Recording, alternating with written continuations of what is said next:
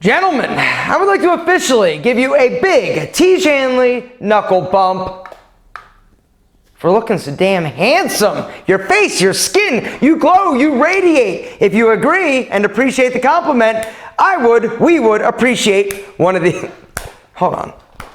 Ah! There it goes. Thank you, gentlemen. This is already off to an awkward and weird start. Gentlemen, I would like to welcome you back to the Tiege Hanley Starting a Business, Building a Brand vlog. This one, big number 181. We got big news, baby. Big news at Tiege Hanley. We have finally launched our loyalty program. But, and let me back up. We finally launched our loyalty program, which I am going to be telling you about today, but I got to read it because there's some details that I don't want to screw up so I don't mislead you. So we launched our referral solution loyalty thing. So if you are somebody who is a Tiege Hanley customer, you've got friends that would like to look as handsome and devastatingly attractive as you could be like, yo, my secret Tiege Hanley, you should check him out. And I got a code for you. You do that, my God, you're going to get 500 Tiege Hanley points. You can use these points, like I said, right now for discounts on boxes. We are still working on changing and modifying, so we have other rewards like the t-shirts, the uncomplicated t-shirts that everybody loves, getting those, or dopp kits, or a card by me. If you want a handwritten note by me, I don't know if it's hot or that'll be popular, but I'm willing to do it because we love you. I love you. More specifically, actually, we all love you. Anyway, get points for following us on Instagram, adding your birthday, spending on each box. But the big referral point getter is referring somebody. You get 500 Tiege Hanley points when you refer a friend, a family member, your weird Uncle Barry, because he would also like to look handsome and less weird. Remember, this has to be for Tiege Hanley active customers, okay? You can't be like, yo, I want to sign up and just refer. You got to be an active Tiege Hanley customer. We're rewarding the most loyal Tiege Hanley fans and family members. You get discounts on each box, and like I said, we're changing that. We're modifying that. We're still working on getting other swag and things like that so that you can use different points on different things. We're still developing this. So if you want, you can sort of save all of your points. If you want to refer 5 people, 2 people, 100 people, you can bank all of your points and just kind of save them or use them now or however you want to rock them. Here's how it works. All you got to do is go to Tiege.com, log in, and click loyalty.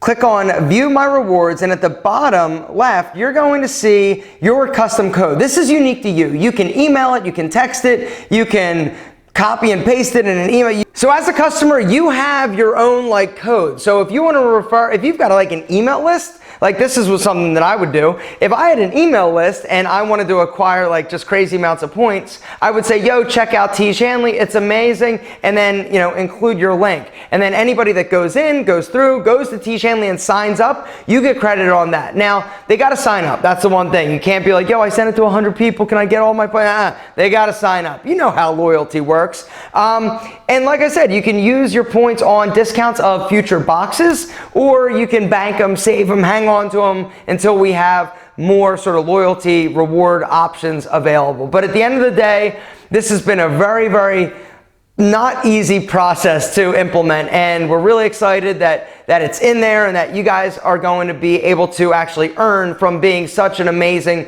Tiege Hanley customer and friend, family member, and follower. So hit it, make it happen, and thank you in advance from the whole Tiege Hanley team. But like I said, it's still a work in progress. We're working on it and fine-tuning it. But at the end of the day, I guess the business lesson and takeaway is you got to reward the people that support you.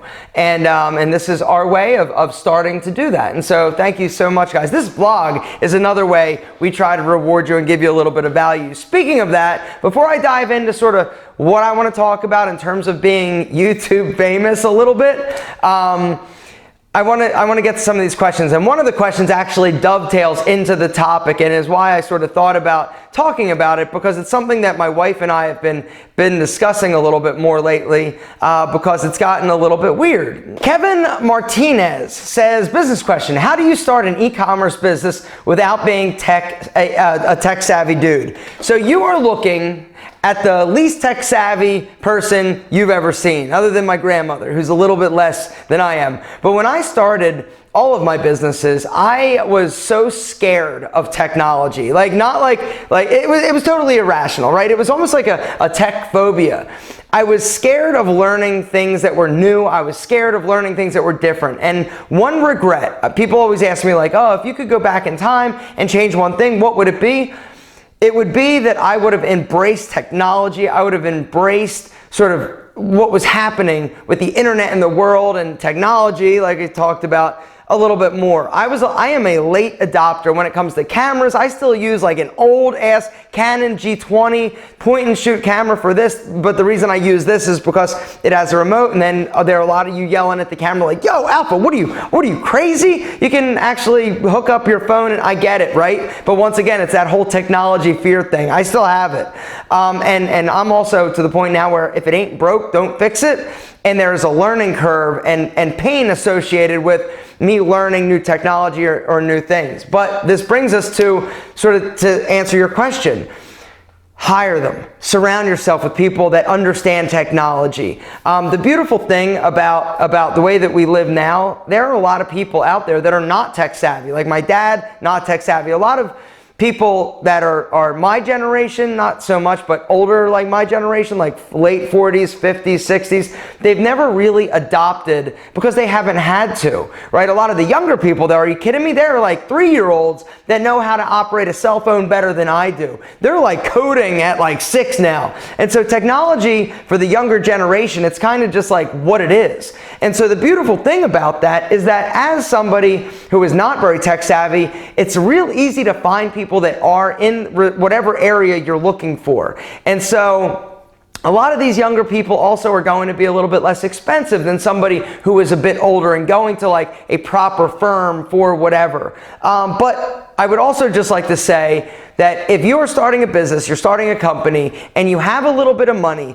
hire the people to do these things, the technology. One of the mistakes that I made is that I gave equity to the people that were developing my websites or doing different things. Now, and my website developer is the one person that I would say, and then there were these other 2 guys that I thought I needed, and so I was like, oh, let me just give you part of the company, let me give you equity, as opposed to just, paying them, which in the long run is going to be cheaper, especially if you're successful.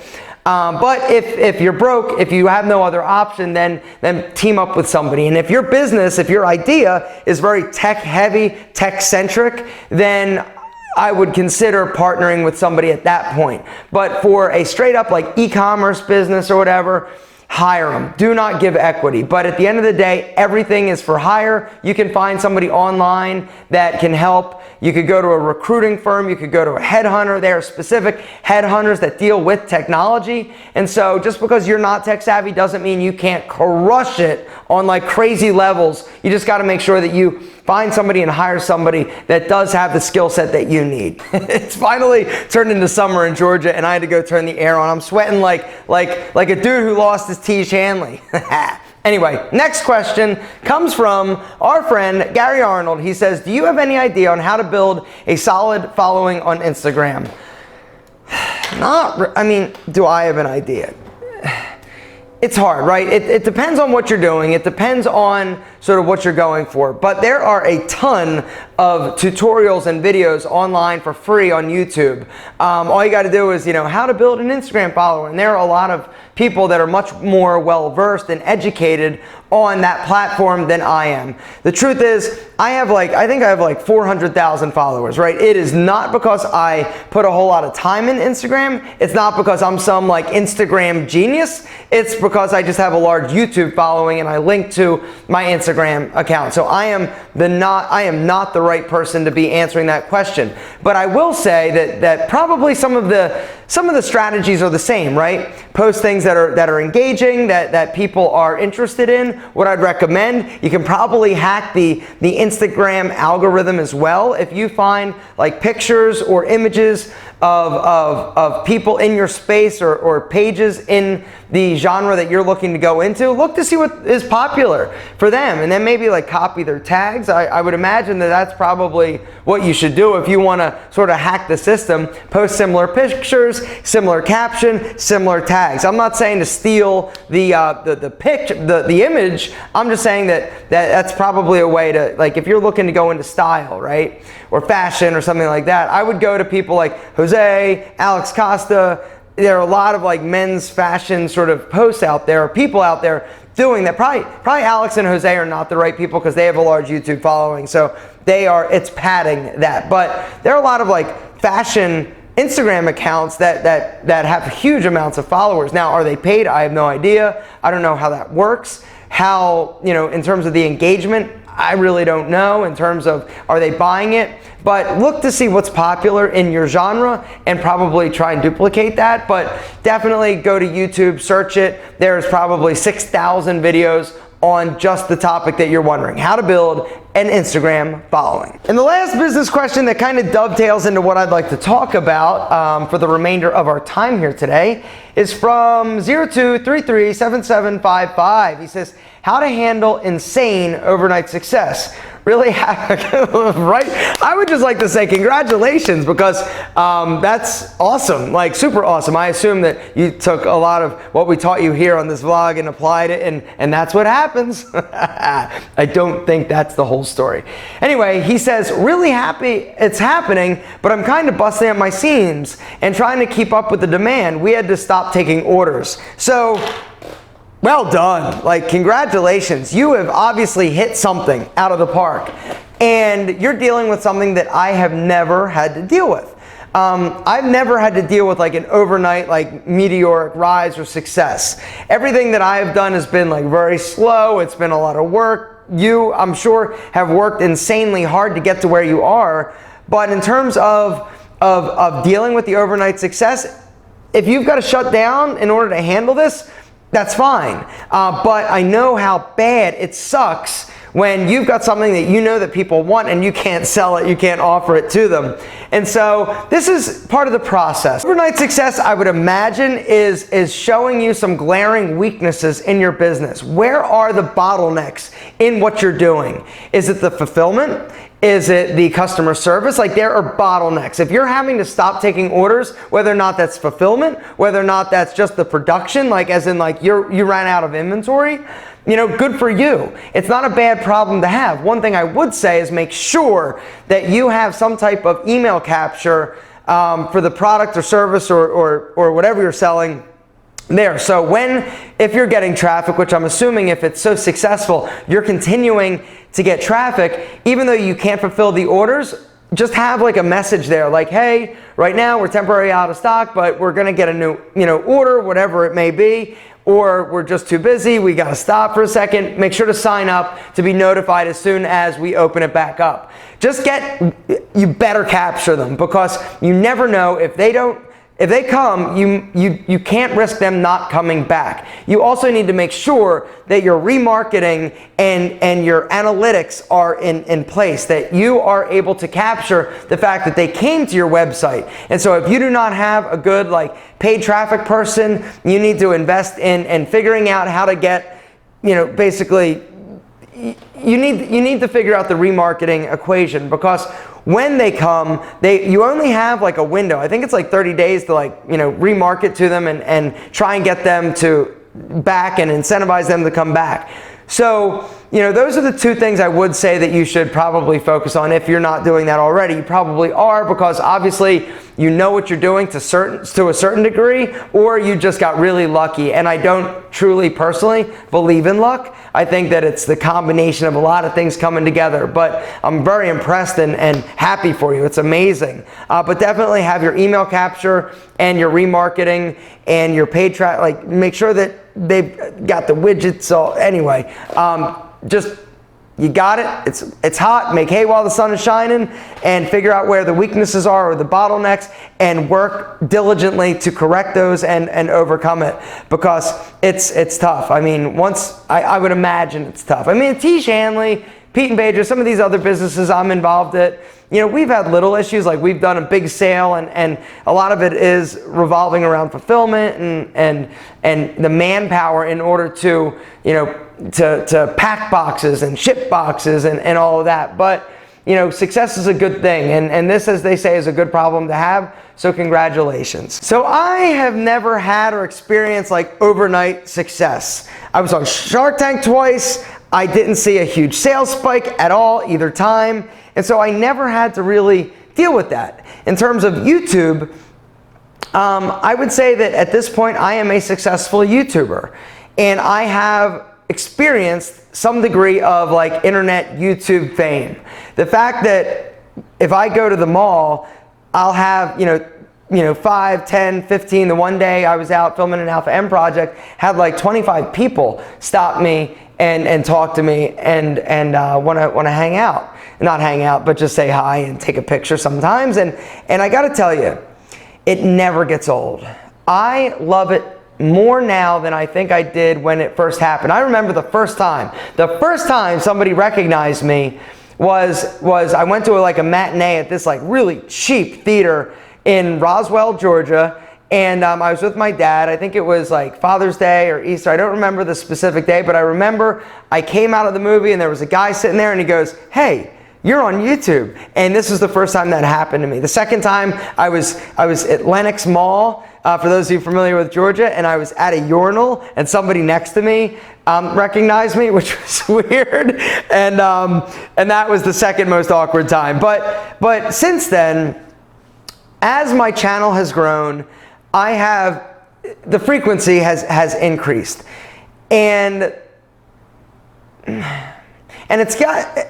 it's gotten more challenging to handle, to be completely honest. And I've had over the years, I've had some people that have not loved me or not thought that I was killing it or doing a great job or even a nice guy. I mean, I've had some people that have I called the cops one time. This was years ago because I got a lot of like threatening like emails and stuff like this, but this was before cyberbullying was really a thing, and a lot of it's like, who do you call? Somebody's being mean to me, somebody's sending me an email. This was years ago. Now there are a lot more like laws and things of that nature that are in place.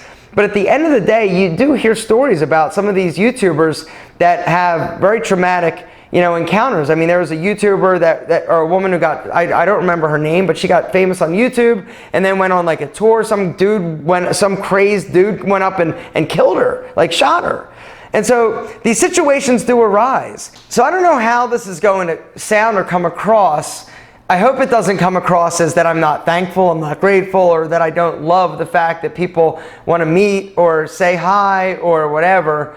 But the more it happens when I'm out with my wife or whatever, or just by myself, the more aware of it I am. And when I enter a building, when I enter like a mall or when I enter like a restaurant, I'm looking around and I pay attention now, and I'm aware of my surroundings and who's around me more than I ever have before. Because to be completely honest, it makes me feel a little bit vulnerable. And it's a little unnerving. Like there was like this shift where, if I went out like and maybe like once a week somebody would recognize me like, "Oh, Alpha M, blah, blah, blah." And here's the other thing.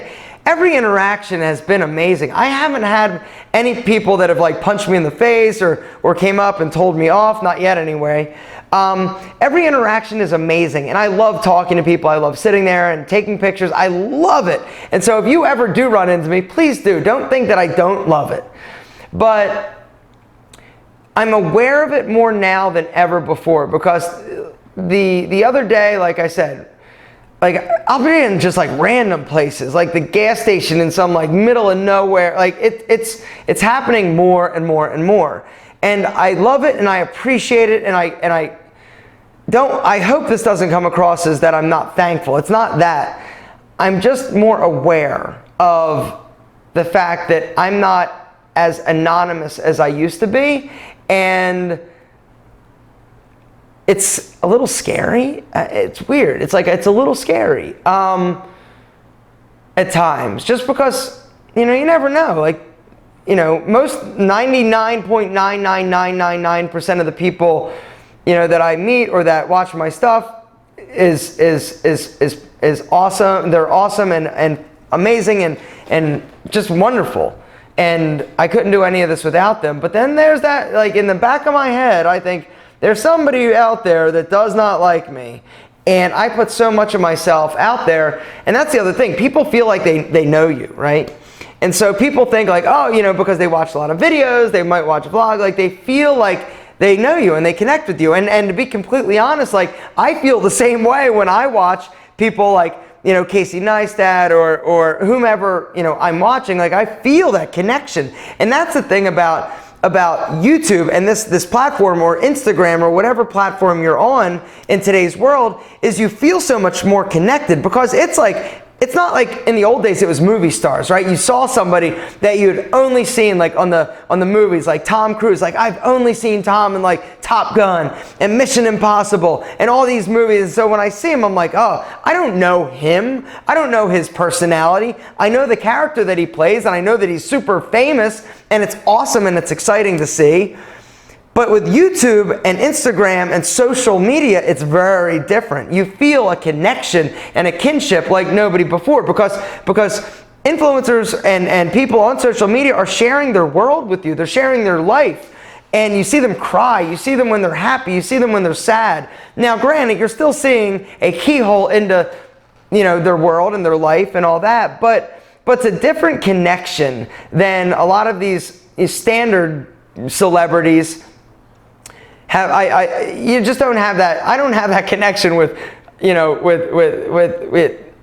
these other celebrities like I do with the people that I watch on YouTube or follow on Instagram or wherever. And I think you're probably the same way. And so when you meet them, it's a connection and it's deep and it's powerful and it's real. And so with that being said, though, you have people that aren't going to like you. I'm sure, you hear about stories for these real celebrities. I say real celebrities, typical celebrities that have stalkers and the Britney Spears and the Beyoncés and all these people that have, the crazy, like, good fans, but they also have, like, crazy bad fans. But I can't imagine being PewDiePie. I can't imagine being, the Paul brothers, like these really big, like Instagram, or not Instagram, but these big YouTube celebrities. Like I'm little, right? In the grand scheme of things, there are a zillion people that are more popular than I am that will get recognized a lot more than I do. But that being said, it's all situational, right? Like the reason why I get noticed a lot is because of the places that I frequent. The gym, a lot of dudes in the gym, are on YouTube that are in that demo, like 18 to like 45. When I go to the mall, a lot of guys that watch my videos are in the mall shopping. And it was interesting to see though, because and this is just something cool, but I was kind of like a fanboy just because he's so big. Ninja, the YouTuber Ninja with the blue hair or pink hair or whatever, super famous, right? He's huge in the gaming world. He's huge, he's becoming more of a mainstream celebrity. And I mean, these fans, if he goes to some place where they play video games or whatever, he is like the guy. He's like the Michael Jordan of video games. But I saw him at the mall.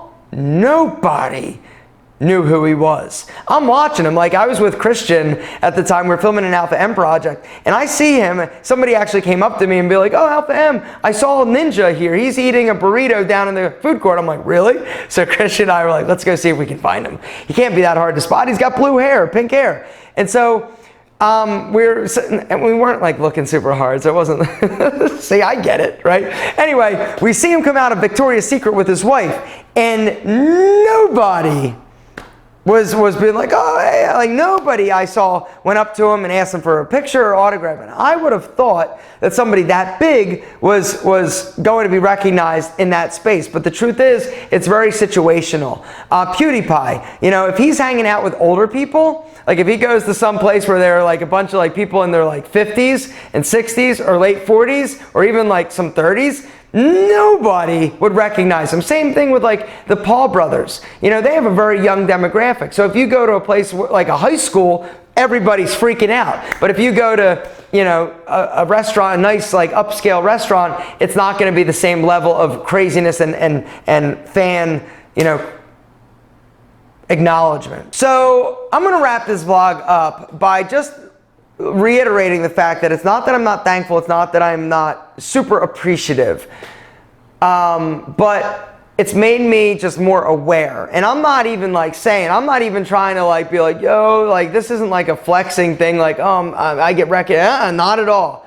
I love it more than you can possibly imagine, but it's made me be more self-aware of my environment, and it's also made me want to stay home a little bit more. Like I used to like really like going out like at least once or twice a weekend with my wife and go play. Now I'm kind of like, can we just kind of hang out at home? Like, and it's not just because of that, but it adds to it, because I always feel like when people, I don't want to disappoint people, honestly. When it comes down to it, I don't want people to be disappointed. And so, you know, I've said this before, YouTube has made me be a better person. Through and through. Like I am a better person today than I ever was before. Not that I was like a big, you know, craphead before, but I don't ever want to meet somebody or somebody to see me do something that is not in line with what I talk about and what I preach. And so I don't get drunk anymore. I don't go out and act like an idiot because, you know, I don't want to disappoint anybody. There are other reasons, but at the end of the day, I don't want to screw this up. And I just wanted to talk to you guys a little bit about it and tell you sort of, you know, as amazing as it is, it's a little scary at times, and I'm aware of it and just very aware. And so anyway, it's weird, and it's coming to terms with it, and it's trying to understand and wrap my brain around it, because I never set out to be famous. I never set out to be YouTube famous. I just wanted to share my perspective with the world because I was searching for validation, and so I found it, and I feel super thankful and I feel very successful. I mean, regardless of anything else, the fact that I've got people that want to hear what I have to say and that are so loving and supportive of what I do and what I talk about, I'm living a dream, man, and it's amazing, and I'm the luckiest guy in the world. But it's not all kittens and roses, and so I just wanted to kind of tell you and be a little bit honest and transparent with you. But if you ever see me, come up and get a selfie.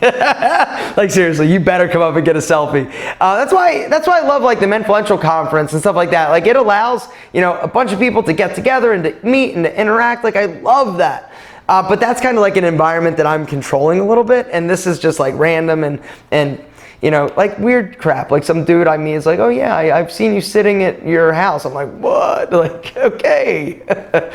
Really? That's interesting. Anyway, guys, I love you more than our double month trap shoes. Tiege Hanley is so thankful that you're here. The rewards program, guys, hit that link, tiege.com. Go. Log in, get your code, refer a friend, earn points, and that would be amazing. Guys, thank you seriously so much for being a part of this. And we just knew that it was time to try and reward those of you that have been so amazing and have rewarded us with so much. Guys, thank you so much. We love you.